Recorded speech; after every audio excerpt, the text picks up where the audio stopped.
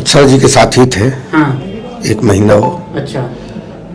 और ज्योति सिंह से शादी के कुछ ही घंटों बाद वो चले गए थे? हाँ, आधे घंटे बाद। आधे घंटे हाँ, घर पहुंचने के बाद आधे घंटे के बाद निकल गए वो। बोले कि मैं फिल्म के सेट पे जा रहा हूँ। शूटिंग स्टेज शो है। अच्छा, स्टेज शो है। हाँ। लेकिन माजरा कुछ और था। जी, माजरा कुछ और था। 1 महीना बाद फिर वो आए।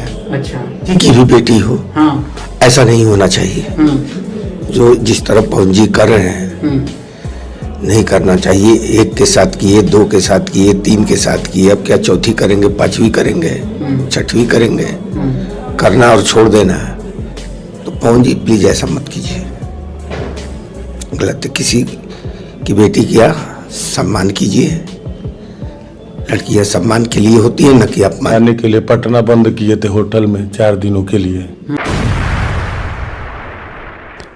तो दोस्तों सुना आपने, ये 100% सही है। और मैं आपको बता दूं कि पवन सिंह शादी करने के आधे घंटा बाद ज्योति सिंह को छोड़कर अक्षरा सिंह को जिस होटल में 4 दिन के लिए बंद किए थे वहां पे पहुंचे थे और अक्षरा सिंह को फिर से मनाए और 1 महीना तक ज्योति सिंह को छोड़कर बाहर रहे। और अभी अभी पवन सिंह के बारे में पूरा भंडाफोड़ हो रहा है। आपके देखने से क्या पवन सिंह कैसे इंसान है, सही इंसान है या गलत इंसान है, आप हमें कमेंट बॉक्स में बताएं। और साथ में आप इस वीडियो को लाइक करके चैनल को सब्सक्राइब कर लें और इस वीडियो को अपने दोस्तों, अपने रिश्तेदार के हर व्यक्ति के पास शेयर करें ताकि पवन सिंह का जो चेहरा है सबके सामने आए।